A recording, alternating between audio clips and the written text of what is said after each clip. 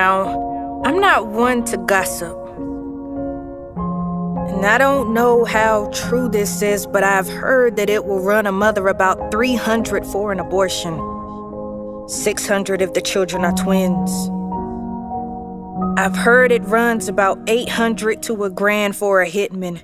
And whether it's 300 or 3 million, it just seems that amount is rather low compared to the value of a soul. Some pose questions of where one's soul goes when it's required of them, and that would depend.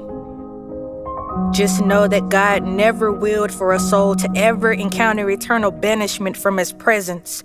So when priests and sacrifices were no longer sufficient, he sent his son. His son came and died, work fulfilled, he resurrected and left, guaranteeing the comfort of the Spirit. And now the Spirit dwells in us, prompting and purging, producing fruit and cultivating spiritual gifts. Gifts that we sometimes extinguish or use for selfish intent. Chipping away at our foundations because we fail to edify, we fail to speak up, we fail to stand out. Afraid to offend mum's the word. As the world self-destructs, we enjoy pulpits, platforms, and cushioned seats. Comfortable in our mess, unbothered by convictions. Rubbing body oils over our stench, turning our noses up at sinners. Trying to convince them that our mixed-match gospel is the way to holiness. No flesh under subjection, which is why there are so many to preach the gospel, but they themselves to be castaways. We fail to do anything other than what's culturally acceptable, so we assimilate. We play our roles so well. We do good jobs looking the part. But the weed and the tear are exposed when it's time to live up to standards. Failure to count the cost has added to hell's body count.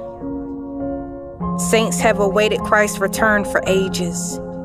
If Peter and Paul live with the rapture as a priority, then as modern-day saints, how much more urgency do we need? Mum's the word. The love of Christ untold. The next time you pass someone who needs to hear of his love, ask yourself, what's the value of a soul?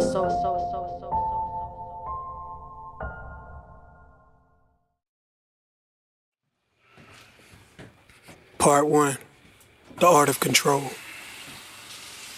I remember as a child being roughly 10 years old and being terrified of my stepfather. Every morning around 5 a.m., I would hear my door crack open. Seconds after that, I would feel the cold air on my skin.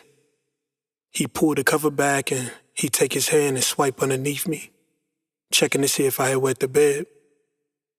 I had grown accustomed to faking sleep due to the simple fact that if by chance I did wet the bed, that I'd be beat out of my sleep, and at least I'd be prepared as opposed to being unconscious. As my fear and anxiety grew, my habit of wetting the bed did also. I remember asking for a watch for my birthday that summer. The sole purpose was to have an alarm to wake up before he did.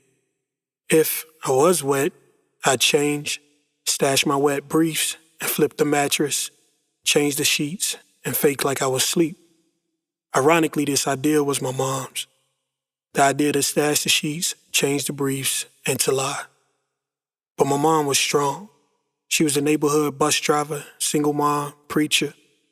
But one day, after he had caught on to our little trick of hiding the evidence, so to speak, I distinctively remember hearing him go in the room and tell my mother, "You go whoop him." I was happy. Of course, my mom, my best friend, the author of protection, coming to spank me. Right.